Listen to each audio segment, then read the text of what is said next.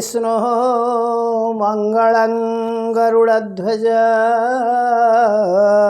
मंगलं पुंडरीकाख्यं मंगलं पुरुषोत्तमः माधव माधव वाक्यं माधव माधव हरि स्मरन्ति साधवा नित्यं सकलकार्येषु माधव नीलाद्रिनाथं जगतामधीशं चिदं स्वरूपं शरणैकनाथं श्रीनीलगोत्रधिपतिवरेण्यं सुरेन्द्रवन्द्यं प्रणतोऽस्मि नित्यं सुरेन्द्रवन्द्यं प्रणतोऽस्मि नित्यं सुरेन्द्रवन्द्यं प्रणतोऽस्मि नित्यं श्रीकृष्ण गोविंद हरे मुरारे हे नाथ नारायण वासुदेव श्रीकृष्ण गोविंद हरे मुरारे हे नाथ नारायण वासुदेव हरि ओम नमो भगवते वासुदेवाय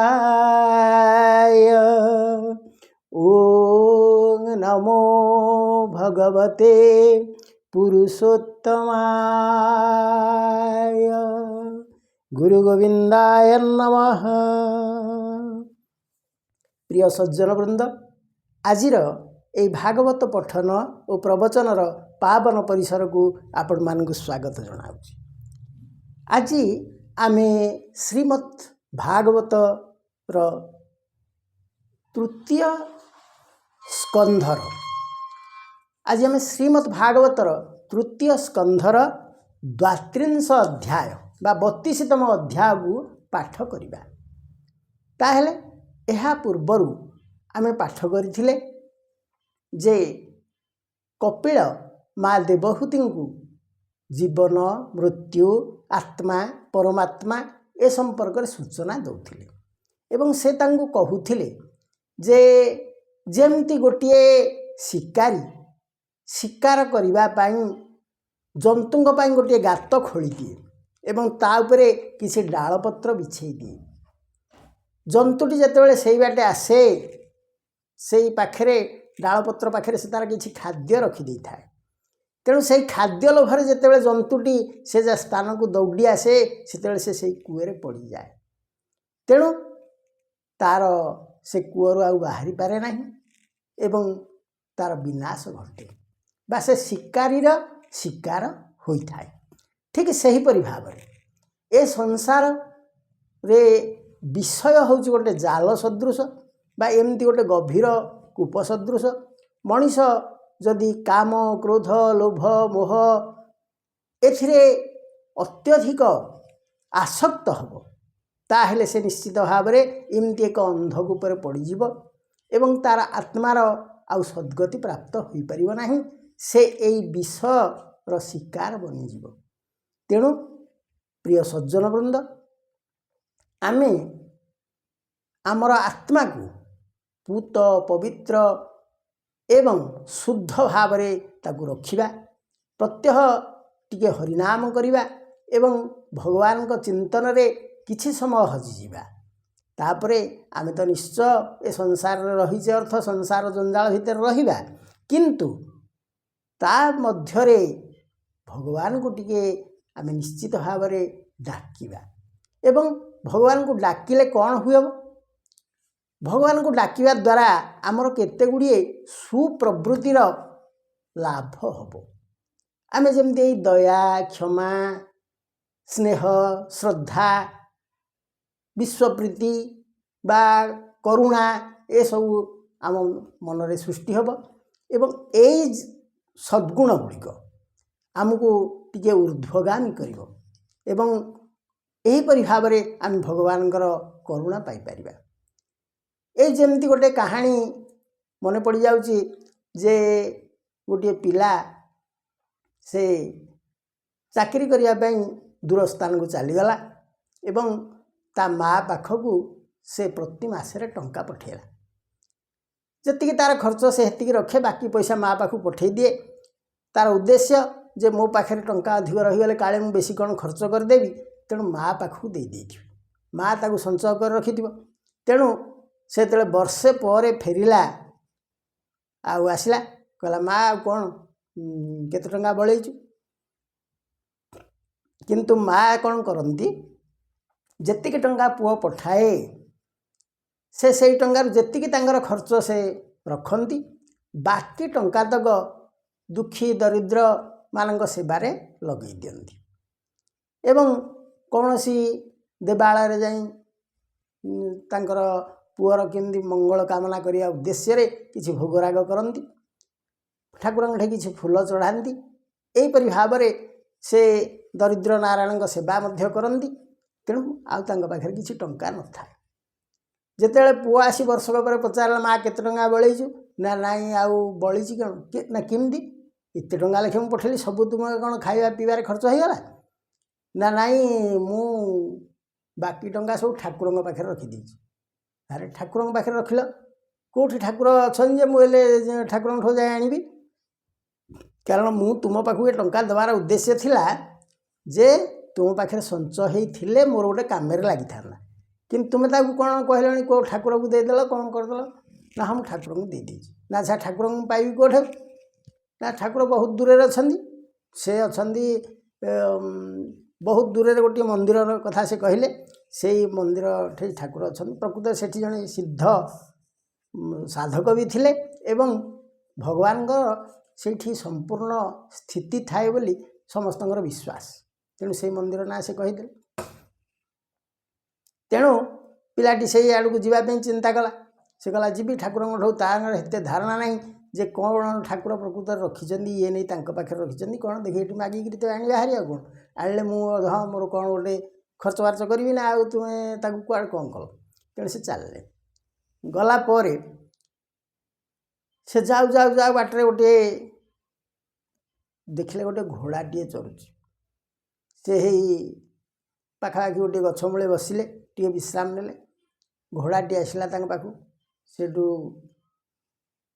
घोड़ा पचारा जे कुआड़े जाऊच ये कहले मु जाऊँगी ठाकुर को देखा कर घोड़ा गला अच्छा टे मो बाबद पचार कि ना हाँ कौन कह ना मु बहुत दुर्बल हो जाऊँ खा पी करुँच बुलूची ये करुँच किसी तो असुविधा नहीं कि दुर्बल हो जाऊँ कौन भी आउ मत भारी डर माड़ुच यही जोड़िक कथा ठाकुर को पचार मत एत डर माड़ुच कहीं मु दुर्बल अनुभव करुँच कहीं ना अच्छा ठीक से गला किसी बाट गलापर से पुणी गोटे राति आसला जमी गोटे गछ उपर जा चढ़िक रहिले कहले आउ तो कौटी ये ना से गछ उपर रहीगले रहा से गचर गोटे शब्द आसला पथिक तुम्हें कुआड़े जाऊच गला तुम्हें किए ना मु निजे वृक्ष ना अच्छा हूँ कह कौन पचार से मुझे जाऊँगी ठाकुर पाख ठाकुर पाखे मोर किसी पैसा पत्र अच्छी सहित मोर टे कथबार्ता अच्छी तेणु हेठू टंका आणिकी मुझे आसबि आसले ना अच्छा हो जो कौन आनबार तुम अच्छी तो आण तो मो बाबद टे पचार मु तो गछ अच्छी एठी भल शांति अच्छी किंतु मोर कहीं वृद्धि भी घटूना मु बेसी शाखा प्रशाखा देकरी उठी पारुनी उपरକୁ बेसी कौन होती कथा टे पचार ना अच्छा हो तापरे पिलाटी चलला जाई जाई से युवक बहुत बाट चलीगला आउ केते बाट रहा मंदिर तंकर आउ जावाई एत आग्रह न थाए कौटी जीवे ठाकुर को मागिक पैसा एत बाटर नहीं माँ रखीदे पैसा पाखे आमती कौन करवा हो देखा से जा हो से गोटे देखिले गोटे मठ सुंदर मठटे होता भितर जड़े बाबाजी अच्छा से कहले आज रात्रि ये यापन करदे जावा जदि कालिकी जावा इच्छा है ना फेरवा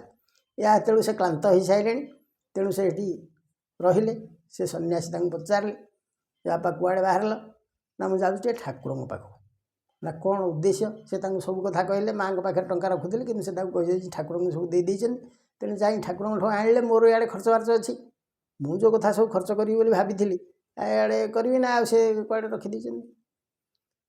ସନ୍ନ୍ୟାସୀ କହିଲେ ହଁ ତୁମେ ତ ପ୍ରାୟ ଆସିଗଲଣି 5-6 ଦିନ ହେଲା ଆସିଲଣି, ତୁମେ ସେଠି ପହଞ୍ଚିଲା ବେଳକୁ ଆଉ 5-7 ଦିନ ଲାଗିବ, କିନ୍ତୁ ମୁଁ ଯାହା ଜାଣିଛି ଭଗବାନ ତ ବାହାରିକି ଗଲେଣି ତୁମ ଘରଠିକି, ତୁମ ଆସିବାର ଖବର ସେ ଯେମିତି ଜାଣିଲେ ତୁମ ଘରଠି ଯାଇ ଟଙ୍କା ଦେଇ ଆସିବେ ବୋଲି ପହଞ୍ଚିଗଲେଣି। ନା ତାହେଲେ ଆଉ ଯିବିନି ନା ଆଉ କ'ଣ ଯିବା ଦରକାର, ତୁମ ଘରକୁ ତ ସେ ଯିବେ ହାରି ଆଉ। ହଉ ନା ମୁଁ ଯିବି ଯେ, ବାକି ଏଇ ପ୍ରଶ୍ନଟା ପୁଣି ପଚାରିଥାନ୍ତି ଯେ ସେ ଘୋଡ଼ାଟି କାହିଁ ଦୁର୍ବଳ ହେଇଯାଉଛି, ଗାଈ ଏଇ ଯେଉଁ ଗଛଟି ଦୁର୍ବଳ ହେଇଯାଉଛି। ନା ହଁ, ତା'ର ଉତ୍ତର ମୋ ପାଖରେ ତ ଅଛି।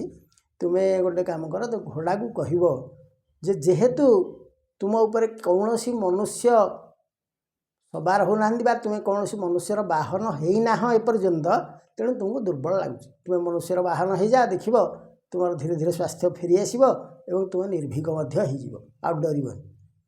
ନା ଆଚ୍ଛା ହଉ। ଗଛକୁ କ'ଣ କହିବି ନା ଗଛକୁ କହିବ ତା ତଳେ ଗୋଟେ ଖଜାନା ଅଛି, ମାନେ ଗୋଟେ ବାକ୍ସ ଅଛି। ସେ ବାକ୍ସ ଭିତରେ ଗୋଟେ ବହୁତ ସ୍ୱର୍ଣ୍ଣ ଅଳଙ୍କାର ସବୁ ଅଛି ଏବଂ କିଛି ପୁରୁଣା ଟଙ୍କା ମଧ୍ୟ ଅଛି। ତେଣୁ ସେଇ ଜିନିଷ ଗୁଡ଼ା ଯଦି ତା ମୂଳରୁ ବାହାରିଯିବ ତାହେଲେ ସେ ତା'ର ଗଛର ଉନ୍ନତି ହେବ, ସେ ଉଧେଇବ, ପୁଣି ବହୁତ ବଡ଼ ବଡ଼ ତା'ର ଡାଳପତ୍ର ସବୁ ହେବ। ଆଚ୍ଛା ହଉ। ସେ ତେଣୁ ଆସିଲା, ଆସିକିରି ଘୋଡ଼ାକୁ କହିଲେ ଯେ ଦେଖ ତୁମ ଉପରେ କୌଣସି ମନୁଷ୍ୟ ଏପର୍ଯ୍ୟନ୍ତ ସବାର ହେଇନାହାନ୍ତି, ତୁମେ ତ କାହାର ବାହନ ହେଇନାହଁ, ତେଣୁ ଯଦି ତୁମେ କାହାର ବାହନ ହେବ, କୌଣସି ମନୁଷ୍ୟ ତୁମ ଉପରେ ବସିବ, ତାହେଲେ ତୁମେ ମନୁଷ୍ୟର ଯେତେବେଳେ ପୋଷା ହେଇଯିବ ତୁମେ ନିର୍ଭୀକ ହେଇଯିବ ଏବଂ ତୁମେ ସ୍ୱାସ୍ଥ୍ୟବାନ ମଧ୍ୟ ହେବ। ଘୋଡ଼ା କହିଲା ତାହେଲେ ଠିକ୍ ଅଛି, ତୁମେ ଭଳିଆ ମାଲିକ ଯଦି ମୋତେ ମିଳୁଛି, ମୁଁ ତାହେଲେ ତୁମ ଘୋଡ଼ା ହେଇଗଲି ଆଜିଠୁ, ତୁମ ସାଙ୍ଗରେ ମୁଁ ରହିଲି, ଯୁଆଡ଼େ କହିବ ଇଆଡ଼େ ଯିବା, ଆଉ ତୁମେ ମୋତେ ଖାଇବା ପିଇବା ଦେବ। ନା ହଁ, ତୁମ ଖାଇବା ପିଇବା କଥା ମୁଁ ବୁଝିଲି, ଆଉ କ'ଣ, ଆସ। ସେ ତାଙ୍କୁ ଘୋଡ଼ାକୁ ଧରି ଆସିଲେ। ଆସି ସେ ଯେତେବେଳେ ପହଞ୍ଚିଲେ ସେ ଗଛ ପାଖରେ, ଗଛକୁ କହିଲେ ଗଛ, ଏଇ ଗଛ ମୂଳରେ ତୁମର ବହୁତ ଖଜାନା ଅଛି, ବହୁତ ଅଳଙ୍କାର କେହି ଜଣେ ପୋତି ଦେଇଛନ୍ତି, ସ୍ୱର୍ଣ୍ଣ ଅଳଙ୍କାର, ରୌପ୍ୟ ଅଳଙ୍କାର ଏବଂ କିଛି ପୁରୁଣା ଟଙ୍କା, ଏସବୁ ଜିନିଷ ଏଠି ଅଛି। ତେଣୁ ସେଗୁଡ଼ିକ ଯଦି ବାହାରିଯିବ ତାହେଲେ ତୁମେ ସ୍ୱାସ୍ଥ୍ୟବାନ ହେବ, ତୁମର ବହୁତ ଉନ୍ନତି ହେବ ଗଛର। ନା ତାହେଲେ ଆପଣ ବାହାର କରିନିଅନ୍ତୁ, ସେ ଟଙ୍କା ମୋର ତ ବା କ'ଣ କାମରେ ଲାଗିବ, ତାକୁ ନେଇ ଆପଣ ହେଲେ ଆପଣଙ୍କ କାମରେ ଲଗାଇବେ। ଇଏ ସେଠୁ ତାକୁ ଖୋଳାଖୋଳି କଲେ, ଖୋଳି ତା ଭିତରୁ ବାକ୍ସଟିଏ ପାଇଲେ, ପ୍ରକୃତରେ ବହୁତ ସୁନା ଗହଣା ଏଥିରେ ଥିଲା। ତେଣୁ ତାକୁ ସେ ଘୋଡ଼ାରେ ଲଦି ଘରକୁ ଫେରିଲେ। ତାଙ୍କ ମା ପଚାରିଲେ ଆରେ ବାପା ତ ଆସିଲୁ, ଠାକୁରଙ୍କ ସହିତ ଦର୍ଶନ ହେଲା? ନା ଠାକୁର ଆସିନାହାନ୍ତି ଇଆଡ଼େ? ନା ନାଇଁ। ନା ଠିକ୍, ଦର୍ଶନ ବଢ଼ିଆ ହେଲା ଏବଂ ତୁମେ ଏତେ ପଇସା ଠାକୁରଙ୍କ ପାଖରେ ରଖିଥିଲ ମୁଁ କେବେ କଳ୍ପନା କରିନଥିଲି। ନା କ'ଣ? ନା ଦେଖୁନ ଏ ବାକ୍ସ, ମୁଁ ତ ତୁମ ପାଖକୁ ଅତି ବଡ଼ରେ ମୋର ବର୍ଷକର ଆୟର ଯାହା ମୁଁ ପଠାଇଥିଲି ସିଏ ଅତି ବଡ଼ରେ 40-50 ହଜାର ଟଙ୍କା ଅତି ବଡ଼ରେ ହେଇଥାନ୍ତା, କିନ୍ତୁ ତୁମେ ତ ବର୍ତ୍ତମାନ ଯେଉଁ ଗହଣା ମୁଁ ପାଇଲି ଇଏ ତ 8-9 ଲକ୍ଷ ଟଙ୍କାର କଥା। ତେଣୁ ଆଉ ଭଗବାନ ଦେବେ କ'ଣ, ସେ ତ ତୁମକୁ ମୋତେ ସୁଧ ମୂଳ ସହିତ ସବୁ ଗଦେଇ ଦେଲେ ଆଉ। ତେଣୁ ପ୍ରିୟ ସଜ୍ଜନ ବୃନ୍ଦ, ଏ କଥା କହିବାର ତାତ୍ପର୍ଯ୍ୟ ହେଉଛି ଯେ ଭଗବାନଙ୍କ ପ୍ରତି ବିଶ୍ୱାସ ରଖିଲେ ସେ ନିଶ୍ଚିତ ଭାବରେ ଆପଣଙ୍କୁ କେଉଁଠି ନା କେଉଁଠି ପହଞ୍ଚାଇ ଦେବେ, ତାହା ଆପଣ କଳ୍ପନା କରିପାରିବେନି। କିନ୍ତୁ ମୂଳ କଥା ବିଶ୍ୱାସ ରଖିବାର ଅଛି। କାରଣ ଆପଣ ବହୁତ ବଡ଼ ବଡ଼ ଲୋକମାନଙ୍କର ଜୀବନୀ ପଢ଼ନ୍ତୁ, ସେମାନେ ପ୍ରାଥମିକ ପର୍ଯ୍ୟାୟରେ ବହୁତ ଦୁଃଖରେ କାଳ ଅତିବାହିତ କରିଛନ୍ତି, କିନ୍ତୁ ପରବର୍ତ୍ତୀ ପର୍ଯ୍ୟାୟରେ ସେମାନେ ଭାରତର ଗୋଟିଏ ଗୋଟିଏ ଶ୍ରେଷ୍ଠ ବ୍ୟକ୍ତି ହିସାବରେ ପରିଗଣିତ ହୋଇଛନ୍ତି। ସେ ଅବଦୁଲ କାଲାମ ହୁଅନ୍ତୁ ବା ଆମର ବର୍ତ୍ତମାନ ପ୍ରଧାନମନ୍ତ୍ରୀ ହୁଅନ୍ତୁ ବା ରାଷ୍ଟ୍ରପତି ହୁଅନ୍ତୁ, ସେମାନେ ସମସ୍ତେ ଜୀବନରେ ସଂଘର୍ଷ କରିଛନ୍ତି ଏବଂ ସେମାନେ ବହୁ ଉନ୍ନତି କରିପାରିଛନ୍ତି। ତେଣୁ ସେମାନଙ୍କର ଲକ୍ଷ୍ୟ କରନ୍ତୁ, ସେମାନେ ସମସ୍ତେ ଥିଲେ ଈଶ୍ୱର ଭକ୍ତ। ତେଣୁ ଇଏ ତ 2-3ଟି ଉଦାହରଣ, ଆପଣ ଲକ୍ଷ ଲକ୍ଷ ଉଦାହରଣ ଏହିପରି ଭାବରେ ଅଛି। ତେଣୁ ଆମେ ଯଦି ଈଶ୍ୱରଙ୍କୁ ଭକ୍ତି କରିବା, ତାଙ୍କର ନାମ ଗାନ କରିବା, ତାଙ୍କର ଏଇ ଆଧ୍ୟାତ୍ମିକ ଗ୍ରନ୍ଥ ଟିକେ ପଠନ କରିବା, ତାହେଲେ ଆମ ପାଇଁ ସତ୍ମାର୍ଗର ବାଟ ଖୋଲିଯିବ। ଆମ ମନରେ ଦୟା, କ୍ଷମା, ସ୍ନେହ, ଶ୍ରଦ୍ଧା, କରୁଣା ଏସବୁ ଭରିଯିବ। ଫଳରେ ଆମର ଆତ୍ମାର ଉନ୍ନତି ହେବ ଏବଂ आमे निश्चित भाव में भगवान आशीर्वाद पाइबा। ताहले आज आमे परमशास्त्र भागवतर तृतीय स्कंधर 32 अध्याय पठन करिबा। कपिल उवाच भो माता शुण सावधाने संशय तेजी शुद्ध मने प्राणी जात ना गति जेते कहिली तुम्भर ग्रते कामीर कर्म गति जेते विधि निषेध बेनिमते जे प्राणी गृह धर्मे थाई स्वधर्मे नित्य आचरई तहि सुसिद्ध कामर्थ या से भ्रमु थाई नित्य पुणी से धर्म आचरई से धर्मे काम अर्थ पाई कामरे मूढ़ मति नर कृष्ण भक्ति करे दूर अर्थ संचयी अविरत यज्ञ रे देई थाई चित्त करई यज्ञ अनुष्ठान तहि पूजई देवमान तदन्ते पितृदोषार्थे पूजई श्राद्धे शुद्ध चित्ते श्रद्धारे से धर्म आचरे पितृदेवता पूजा करे से प्राणी गमे चंद्रस्थान सेठारे करे सोमपान। तेणु भगवान कहिले जे प्राणी गृह धर्मे थाई स्वधर्म नित्य आचरई। तेणु ए संसार रे समस्ते तो आउ संन्यास अवलंबन करेनि गृह धर्म आचरण करिवे किंतु गृह धर्म रे थाई निजर धर्म आचरण करिबा उचित एवं से कौन करे ना पुणी से धर्म आचरई से धर्मे काम अर्थ पाई एवं जो धर्म आचरण करे से तार धर्म अर्थ काम मुख्य उद्देश्य रे से धर्म आचरण करे एवं जीए एआडे मन न देई केवल कौन करे ना कृष्ण भक्ति मनरु दूर कर दे काम रे जे लागी थाए से होची मूढ़ बोली शास्त्र कहले। से कहले काम रे मूढ़ मति नर कृष्ण भक्ति करे दूर। तेणु भगवान को जे श्रद्धा करे नहीं विश्वास करे नहीं ताकू मूढ़ बोली भागवतकार कहले। ताहले किंतु जीए तदंते पितृतोष अर्थे पूजई श्राद्ध शुद्ध चित्ते जे पितृंक उद्देश्य रे श्राद्ध करे एवं पितृदेवता को पूजा करे से व्यक्ति चंद्रलोक गमन करे कथा कह चंद्रलोक रे से रहिबो एवं सेठारे सोम पान करिबो तापर कौन करे ना भोगर अंत जेबे होई लेउटी से स्थानु आसई जे काले अनंत सज्जारे विजय हरि समुद्र रे से जोग निद्रा रे शयन सकल चेष्टा करिलीन लय हुअन्ति लोकतीनी से मध्ये छन्ति जेते प्राणी ए सर्वे तांक देहे थान्ति से हरि उठिले आसन्ति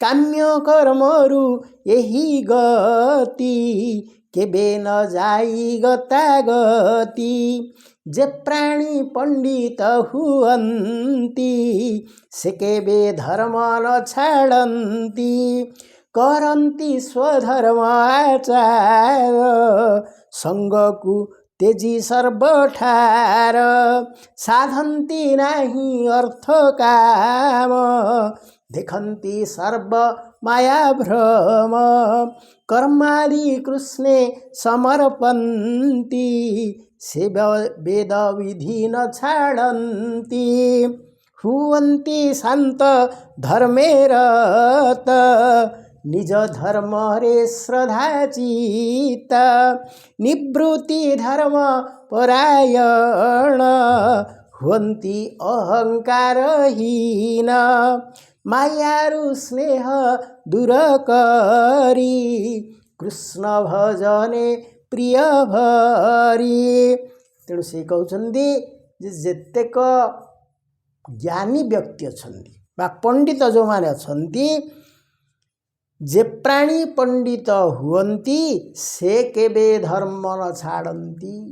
तेणु जे पंडित व्यक्ति जे ज्ञानी व्यक्ति से केबे हेले धर्मर विरुद्धाचरण करती नहीं से साधंती नहीं अर्थ काम देखती सर्व मायाभ्रम। तेणु कामनारे निजको मज्जाई दियंती नहीं बा केवल अर्थ संचय निजको मज्जाई दियंती नहीं ए सबु सहित से धर्म को आचरण करिथांती। ए धर्म सत्व गुणमय विशुद्ध चित्त तहु होए एमंत जेबा प्राणीगण तांक प्रयाण वार्ता शुण सेमाने स्वर्ग सेमाने सूर्य द्वारे जानती परम पुरुष लभंती पर पर ईश जेहि ए विश्व प्रकृति से विश्वमुख नारायण जे करे सर्जन पालन एमंत जेहु भगवान तांकु लभंती भक्त जन। तेणु जे धर्म आचरण करती सी सूर्यलोक प्राप्त हुवंती एवं भगवान का निकटतर मध्य हुवंती।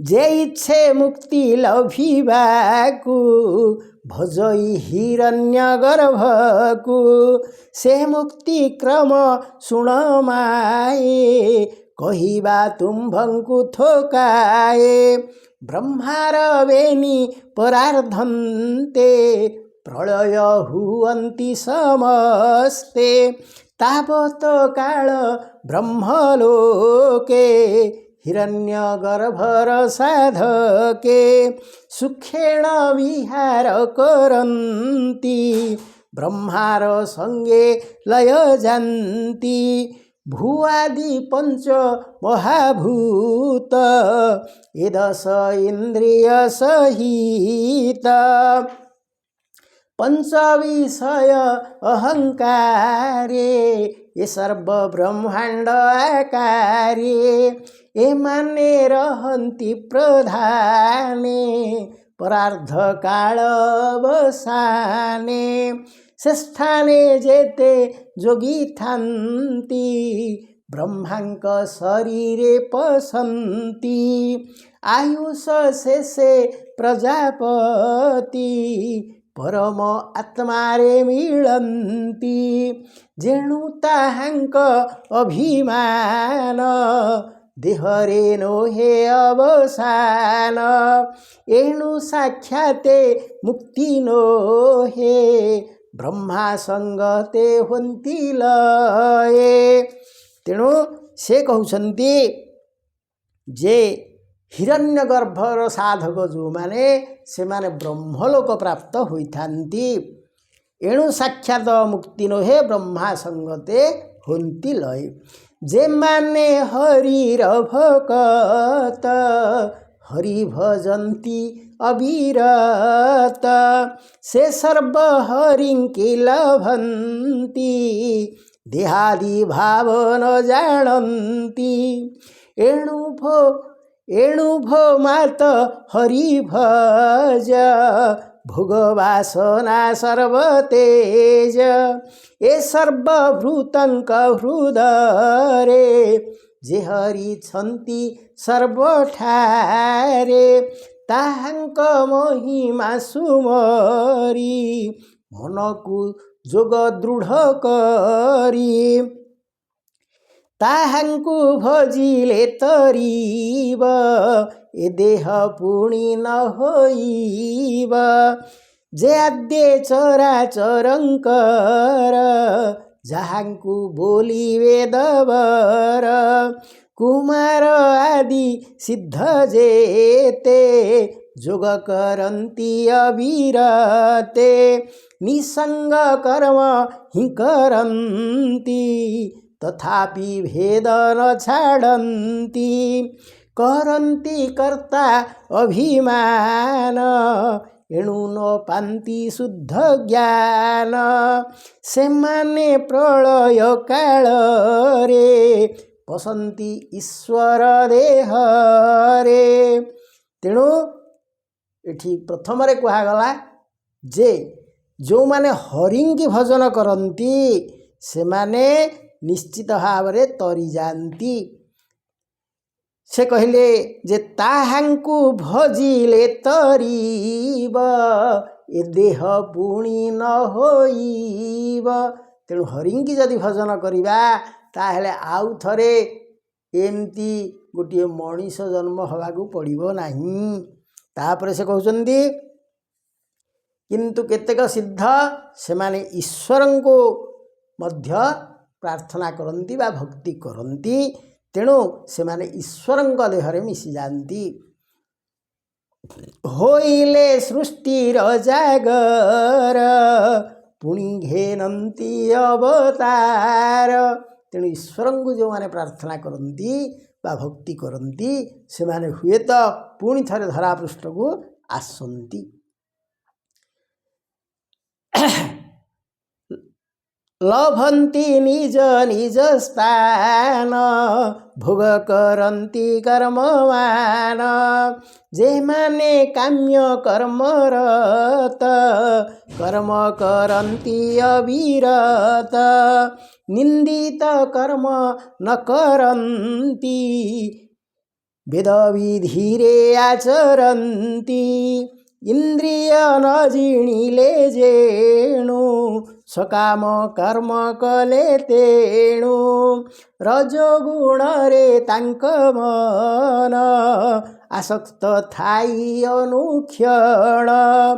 ଗୃହ କର୍ମରେ ହୋଇ ରତ ପିତୃଙ୍କୁ ପୂଜେ ଅବିରତ। ବିମୁଖ ଶ୍ରୀକୃଷ୍ଣ କଥାରେ ରହନ୍ତି ଗୃହାଦି ବ୍ୟାପାରେ। ଛାଡ଼ି ଅମୃତ କୃଷ୍ଣ କଥା ନିତ୍ୟ ଶୁଣନ୍ତି ଗ୍ରାମ୍ୟ ଗାଥା। ତାଙ୍କୁ ବିଧାତା ବାମ ହେଲା ବ୍ୟର୍ଥେ ତାଙ୍କ ଜନ୍ମ ଗଲା। ଯେସନେ ବିଷ୍ଠା ଭୋଜି ମାରେ ବିଷ୍ଠା ଭୁଞ୍ଜନ୍ତି ହତ ଜ୍ଞାନେ। ଏ ମୂଢ଼ ଲୋକ ସେହି ରୂପେ ପଡ଼ି ଯନ୍ତ୍ରିତ ଭବକୂପେ। ସେ ପୁଣ କର୍ମ ଭୋଗନ୍ତେ ଚଳନ୍ତି ଶୁଣ ଯେଉଁ ପଥେ। ସୂର୍ଯ୍ୟଙ୍କ ଦକ୍ଷିଣ ମାର୍ଗରେ ବସନ୍ତି ସେ ପିତୃଲୋକରେ। ସେ ଭୋଗ ଅନ୍ତେ ଗୋଜନନି ସଂସାରେ ପଡ଼େ ରେହ ଘେନି। ପୁତ୍ରାଦି ଗୃହେ ଜାତ ହୋଇ ପୂର୍ବ ବାସନା ନ ଛାଡ଼ଇ। ଗର୍ଭ ଆଧାନ ଆଦି କର୍ମ ଦେହନ୍ତେ ଶ୍ମଶାନ ଧର୍ମ। ଏ କର୍ମମାନ କରୁଥାନ୍ତି ସଂସାର ଛାଡ଼ି ନ ପାରନ୍ତି। ତେଣୁ ଭଗବାନ ମା ଦେବହୂତିଙ୍କୁ କହିଲେ ଯେ କେତେକ ବ୍ୟକ୍ତି ଯେଉଁମାନେ ବେଶୀ ରଜଗୁଣୀ ବ୍ୟକ୍ତି ସେମାନେ କେବଳ ଏ ସଂସାରରେ ବିଷ ବାସନାରେ ବେଶୀ ମଗ୍ନ ହୋଇଯାଆନ୍ତି। ମୁଁ ଘର କରିବି, ବ୍ୟବସାୟ କରିବି, ଟଙ୍କା କମେଇବି, ଆହୁରି ଟଙ୍କା କମେଇବି, ଏ ଆମ ଗାଁର ଶ୍ରେଷ୍ଠ ଧନୀ ହେବି, ଆମ ଅଞ୍ଚଳର ଶ୍ରେଷ୍ଠ ଧନୀ ହେବି। କୋଟିଏ ଟଙ୍କା ହେଇଛି କ'ଣ ମୋର 10 କୋଟି ଟଙ୍କା ରଖିବି, 10 କୋଟି କ'ଣ ହେଲା 50 କୋଟି ରଖିବି। ଏଇଭଳି ଭାବରେ କେବଳ ଅର୍ଥ ସଞ୍ଚୟରେ ସେମାନେ ମନ ଦେଇଥାନ୍ତି ଏବଂ गाँर विभिन्न लोकंक कथा या कथा ता कथा सब आलोचना करुथांती किंतु हरिंक कथा आलोचना करती नहीं। विभिन्न लोक को समालोचना करुथांती से खरापे ये खरापे सब कहते किंतु निजे शुद्धपूत हुअंती नहीं। से भली व्यक्ति माने कौन करती एक कर्म मान करुथांती संसार छाड़ी न पारती तेणु से माने बारंबार जन्म होथांती बारंबार मृत्युवरण करुथांती। तेणु यहीपरि भाव से माने संसार जंत्रणा भितर जंत्रित होथांती। तापर कौन करती एमंते काम्य कर्म स्नेह पुणी लभंती नर देह एणु सुस्थिरे तुम्भे माए मन निवेश कृष्ण प्राये श्रवणे शुण तांक गुण कीर्तन कर अनुक्षण स्मरण अर्चन बंधन जे नव भक्तिर विधान। तेणु 9 प्रकार भक्ति जो रही ताकू सब आचरण करने से माँ को कहते। तापर से कौन कहते पाद सेवन दास्य भाव सख्यादि महात्मा निवेदिव एते प्रकारे कृष्ण पादे भक्ति कर प्रमादे कृष्ण रे कले भक्ति जोग तहु लभई वैराग्य तेबे लभिव दिव्य ज्ञान पाइब परम ब्रह्मस्थान भक्ति रे चित्त जेते बेले रही कृष्णे सुनिश्चले तेबे से विषय छाड़ई प्रिय अप्रिय न जानई इंद्रिय वृत्ति भेद नाही सम विषम आर काहीं एमंत भाव जन्म देवे देहे आत्मा को देखे तेबे परमानंद सुख पाई आनंदे संसारे भ्रमई छाड़ई सर्वसंगमान परमानंदे रहे मन से ब्रह्म परम पुमान रूप विहीन दिव्य ज्ञान। तेणु इंद्रिय लालसा को त्याग करी परम ब्रह्मठारे यदि मन दिए ताहले से जीव मुक्ति पाए एवं से जेकोसी भाव हो जो 9 प्रकार भक्ति आमर अच्छी श्रवण कीर्तन स्मरण अर्चन बंदन पाद सेवन दास्य भाव ए प्रकार जेते प्रकार भक्ति अच्छी जो भक्ति टी आदर से करंतु से भक्ति भाव को जदि निबिड़ भाव में धरी रखिले ताहले से निश्चित भाव मुक्ति लाभ करेंगे। किंतु ऊपर ठाउरिया भक्ति भाव देखेबारे किछि माने न थाए। तेणु प्रिय सज्जन वृंद आमे टिके भगवान को भक्ति करिबा आम कर्म भितर थिबा ता भितरे मध्य भगवान को सहित टिके जोगाजोग रखिथिबा ताहेले आमर समस्त काम निश्चित भाव में सुचारू रूपे संपन्न हो। ते प्रिय सज्जन वृंद आज आम तृतीय स्कंधर 32तम अध्याय 32 अध्याय जहाँ कहुच्छी से 32 अध्याय आम रहिला किछि अंश अवशिष्टांश आम आसंता काली पाठ करिबा ताहेले एठी आजिर भागवत पाठ को विराम दबा। ओम त्वमेव माता च पिता त्वमेव बंधु च सखा त्वमेव विद्या द्रविणं त्वमेव सर्वं मम देव।